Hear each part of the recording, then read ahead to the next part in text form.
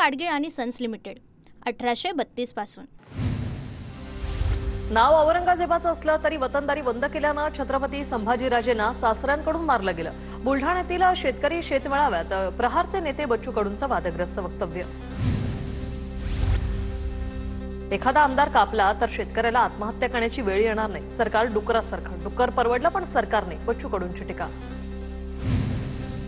शेतकऱ्यांचं आयुष्य अंधारात, सरकार काय दिवाळी चांगली करणार? 5000 शेतकऱ्यांची दिवाळी चांगली होईल का? बच्चू कडूंचा सरकारला सवाल। पूर्वी भाऊबंदकी नाटक गाजलं, आता मनोमिलनाच्या नाटकाचं प्रमोशन सुरू आहे। उपमुख्यमंत्री एकनाथ शिंदेंचा ठाकरे बंधूंना टोला, तर मवियाला पराभव दिसू लागल्यानं मोर्चे सुरू। 1 तारखेच्या मोर्चावरूनही टीका। कोणत्याही समाजावर अन्याय करणारे निर्णय घेतले नाही, आम्ही जाती-जातींमध्ये कधीच भेदभाव केला नाही, ओबीसी समाजावर कधीच अन्याय केलेला नाही, नागपुरातून मुख्यमंत्री फडणवीसांचं वक्तव्य। ठाकरे बंधूंना मजबुरीने एकत्र यावं लागलं, राजकीय सत्ता मिळवण्यासाठी दोघं भाऊ एकत्र आले, आपुलकी असती तर बाळासाहेब असताना एकत्र आले असते, रवी राणा आणि नवनीत राणा यांची टीका। नगरविकास खातं असल्यामुळे पैशाचा तुटवडा येणार नाही, विकास प्रकल्पांची जी आवश्यकता असेल ती पूर्ण केली जाईल, ठाण्यातील दिवाळी पहाट कार्यक्रमात एकनाथ शिंदेंचं वक्तव्य। आमचा प्रश्न निवडणूक आयोगाला, मग भाजप मिंधी गटाला मिरच्या का लागतायत? राऊतांची टीका, तर भाजप उत्तर देत असेल तर याचा अर्थ आयोग आणि भाजपची मिलीभगत, राऊतांचा निवडणूक आयोगावर हल्लाबोल।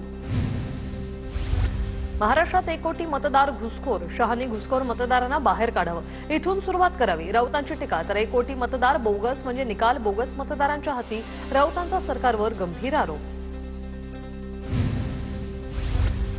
भाजपच्या माजी नगरसेविका संगीता गायकवाड आज ठाकरेंच्या शिवसेनेत प्रवेश करणार, संगीता गायकवाड शक्ती प्रदर्शन करत मातोश्रीकडे रवाना। शिवसेनेनं निवडणूक स्वबळावर लढावी, पदाधिकाऱ्यांचा सूर, नाशिक नागपूर अमरावती विभागातून इच्छा व्यक्त केल्याची सूत्रांची माहिती, तर युती धर्म पाळला जात नाही, आमदार पदाधिकाऱ्यांनी तक्रार केल्याची सूत्रांची माहिती। हिंदुत्वाची भूमिका घेणारे राज ठाकरे सावरकरांना विरोध करणाऱ्या काँग्रेससोबत जाणार का? शिंदेंच्या शिवसेनेच्या प्रवक्त्या ज्योती वाघमारेंचा सवाल, विरोधकांचं वागणं ढ विद्यार्थ्यांसारखं असल्याची ज्योती वाघमारेंची टीका। शेतकऱ्यांच्या प्रश्नावरून काँग्रेसचं आज राज्य सरकार विरोधात पिठलं भाकरी आंदोलन, सरकारनं फसवी मदत देऊन शेतकऱ्यांची काळी दिवाळी केल्याचा आरोप, राज्यातील सर्व जिल्ह्यांमध्ये निषेध आंदोलनं केली जाणार। मुंबईत 1 नोव्हेंबरला विरोधकांचा निवडणूक आयोगाविरोधात विराट मोर्चा, राऊतांकडून सर्वपक्षीय पत्रकार परिषदेत घोषणा, आयोगाला दणका देण्यासाठी रस्त्यावर उतरणार, राऊतांची माहिती। आमदार रोहित पवार आज संत तुकाराम महाराजांच्या देहूत तुकाराम महाराजांच्या मंदिराच्या प्रवेशद्वारावर उपोषण करणार, शेतकऱ्यांना कर्जमाफी द्यावी या मागणीसाठी उपोषण। जतच्या राजाराम बापू पाटील साखर कारखान्याचा झळा यंदा पेटू देणार नाही, गोपीचंद पडळकरांचा जयंत पाटलांना इशारा, साखर कारखाना सभासदांना परत मिळवून देण्यासाठी संघर्ष करू, पडळकरांची भूमिका। पुण्याच्या मावळ तालुक्यातील तळेगाव दाभाडे परिषदेच्या प्रशासकीय इमारतीचं उपमुख्यमंत्री अजित पवारांच्या हस्ते आज उद्घाटन होणार, सायंकाळी 5 वाजता पंकजा मुंडे मुरलीधर मोहोळांच्या उपस्थितीत उद्घाटन पार पडेल। 250 दिवस माझी मीडिया ट्रायल झाली, 2दा मरता मरता वाचलो, ज्या घटनेशी संबंध नव्हता त्यावरून मीडिया ट्रायल झाली, आमदार धनंजय मुंडे यांची प्रतिक्रिया। मिळालेल्या मंत्रिपदाचाही आनंद घेता आला नाही, घडवून आणलेल्या संकटामधून बाहेर पडणं कठीण, मुंडेंचं वक्तव्य। कोणत्या पक्षात जायचं ते मी ठरवेन, निवडणुकीच्या अनुषंगाने मला फसवायचा प्रयत्न कराल तर सुट्टी देणार नाही, रामराजे निंबाळकरांची प्रतिक्रिया, घाबरटपणा कराल तर आत्ताच घरी बसा, फलटणमधील मेळाव्यात कार्यकर्त्यांशी बोलताना रामराजेंचं वक्तव्य। शनिवार वाड्यात नमाज पठण केल्याचा राज्यसभा खासदार मेधा कुलकर्णी यांचा आरोप, तर ऐतिहासिक वास्तूत नमाज पठण खपवून घेणार नाही, तुम्ही हिंदू धर्मात या किंवा धर्मांतर करायचं असेल तर तुमच्या घरी किंवा मशिदीत पठण करा, खासदार मेधा कुलकर्णी आक्रमक। शनिवार वाड्यातील नमाज पठणाच्या व्हिडिओनंतर पतित पावन संघटना आक्रमक, संघटनेच्या कार्यकर्त्यांकडून शनिवार वाड्यात गोमूत्र शिंपडलं, पतित पावन संघटनेच्या कार्यकर्त्यांसह मेधा कुलकर्णींचंही शिववंदन। नमाज पठणानंतर पुण्यातील हिंदू संघटना आक्रमक, शनिवारवाडा परिसरातील मजारवर भगवा झेंडा फडकवला, निषेध व्यक्त करताना पोलिसांशी बाचाबाची। कोणत्याही समाजावर अन्याय करणारे निर्णय घेतले नाही, आम्ही जाती-जातींमध्ये कधीच भेदभाव केला नाही, ओबीसी समाजावर कधीच अन्याय केलेला नाही, नागपुरातून मुख्यमंत्री फडणवीसांचं वक्तव्य। 2 सप्टेंबरचा जीआर हा 4 जिल्ह्यांपुरता, जीआरमुळे ओबीसीमधल्या खऱ्या कुणबी समाजालाच प्रमाणपत्र मिळेल, ओबीसींना न्याय देण्याचा मनसुबा आम्ही पूर्ण करणार, बावनकुळेंचं वक्तव्य। अतिवृष्टीसह पुरामुळे जिल्ह्यातील 22,000 हेक्टरवरील पिकांचं नुकसान, 52,879 शेतकरी बाधित. नुकसानग्रस्तांना आर्थिक मदत देण्यासाठी शासनाने 34 कोटी रुपयांचा आर्थिक निधी केला मंजूर. बीडच्या वडवणीत काही लोकांचं धर्मांतर करण्याचा प्रयत्न झाल्याचा आरोप, यावर शिवसेना पदाधिकाऱ्यांकडून आक्षेप. वडवणी पोलीस ठाण्यात गुन्हा दाखल करण्याची प्रक्रिया सुरू. नाशिकमधील लोंढे पिता पुत्रांची अंबड पोलीस ठाण्यात रवानगी, बंगला बळकावल्याप्रकरणी लोंढे टोळीवर खंडणीचा स्वतंत्र गुन्हा दाखल. चौकशीसाठी मध्यवर्ती कारागृहातून लोंढेंचा अंबड पोलिसांकडे ताबा. पालकमंत्री शिरसाटांनी स्वतःच्या घरी बोलवून उपोषणकर्त्यांचं उपोषण सोडलं. शेतकऱ्यांच्या प्रश्नावरून उपोषण करणाऱ्याला घरी बोलवून उपोषण सोडलं. छत्रपती संभाजीनगरमधील शुभम परदेशी हत्या प्रकरणात आरोपींची संपत्ती जप्त करण्याची मागणी.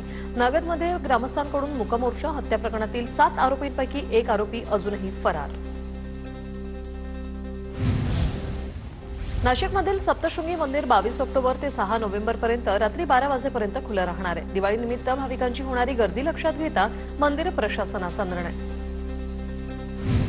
दिवाळीत भेसळीवर एफडीएची नजर. राज्यातून 2 कोटींचे खाद्यपदार्थ जप्त. खवा, गाईचं तूप, खाद्यतेल, दूध, पनीर, बटर, वनस्पती तूप, भगरीमध्ये आढळली भेसळ. आतापर्यंतच्या कारवाईत 1,97,93,042 रुपये किमतीचा भेसळयुक्त साठा जप्त. राज्यात लवकरच 1,700 पदांसाठी तलाठी भरती होणार. पदभरती संदर्भात शासनाकडून प्रक्रिया सुरू करण्यात आल्याची मंत्री बावनकुळेंची माहिती. औषधांची गुणवत्ता आणि सुरक्षिततेवर देखरेखीसाठी केवळ 45 औषध निरीक्षकांवर जबाबदारी. 200 मंजूर पदांपैकी तब्बल 155 पदं अनेक वर्षांपासून रिक्त. कर्मचाऱ्यांवर कफ सिरप गुणवत्ता तपासणीचा ताण वाढला. नंदुरबार जिल्ह्यातील प्रकाशा येथे तापी नदीकाठी महाआरतीचं आयोजन. आमदार विजयकुमार गावित यांच्या हस्ते महाआरती. 11,000 दिव्यांनी हा परिसर उजळून निघाला. लातूरच्या एमआयडीसी पोलिसांच्या हद्दीतून रणजित कासलेला गुजरात पोलिसांनी ताब्यात घेतलं. गुजरातमधील एका खंडणीच्या गुन्ह्यात ताब्यात घेतल्याची माहिती. अमरावतीत विविध गुन्ह्यात हरवलेले 26 लाखांचे 171 मोबाईल शहर पोलिसांनी छडा लावला. पोलिसांनी सर्व मोबाईल नागरिकांना परत दिले. चंद्रपूर जिल्ह्यात झालेल्या अतिवृष्टीमुळे शेतकरी हवालदिल. गुजगव्हाण गावातील शेतकऱ्यांना खराब झालेल्या सोयाबीनवर ट्रॅक्टर फिरवला. विभागीय स्तरावर औद्योगिक प्रशिक्षण संस्था सुरू करण्यात येणार. अनुसूचित जातीतील विद्यार्थ्यांना लाभ मिळणार. आयटीआयसाठी 18 लाखांचा निधी वितरित करण्याचा मार्ग मोकळा. अतिवृष्टीसह पुरामुळे जिल्ह्यातील 22,000 हेक्टरवर पिकांचं नुकसान, 52,879 शेतकरी बाधित. नुकसानग्रस्तांना आर्थिक मदत देण्यासाठी शासनाने 34 कोटी रुपयांचा आर्थिक निधी केला मंजूर. नागपूरमध्ये ऐन दिवाळीत पावसाची शक्यता. वातावरण कोरडं असलं तरी 21 ते 23 दरम्यान विदर्भातील बहुतांश जिल्ह्यात हलक्या फुलक्या पावसाची शक्यता. जालना जिल्ह्यातील 28,000 हेक्टरवरील मोसंबीचं क्षेत्र धोक्यात. मोसंबी फळबाग उत्पादक शेतकरी संकटात. मागच्या काही दिवसांपासून सुरू असलेली फळबाग आणि फळगळ आणि कवडीमूल बाजारभावामुळे शेतकरी चिंतेत. महाराष्ट्रातील तुरुंगामध्ये कर्मचाऱ्यांची कमतरता. या संदर्भात कोर्टाच्या आदेशाचं उल्लंघन. गृह विभागातील 2 वरिष्ठ अधिकाऱ्यांवर नागपूर खंडपीठाकडून नाराजी व्यक्त. प्रत्येकी 50,000 रुपये दंडही ठोठावला. तुळजापूर येथे उभारण्यात येणाऱ्या शिवभवानी शिल्पचे मॉडेल आता अंतिम टप्प्यात. राज्याच्या कला संचालनालयाकडून 14 पैकी 5 मूर्तींची करण्यात आली निवड. निवडलेल्या मूर्तींची शिल्पकला, प्राचीन इतिहास संशोधक आणि धार्मिक क्षेत्रातील तज्ज्ञांच्या समितीकडून पाहणी होणार. पूना गाडगीळ आणि सन्स लिमिटेड 1832 पासून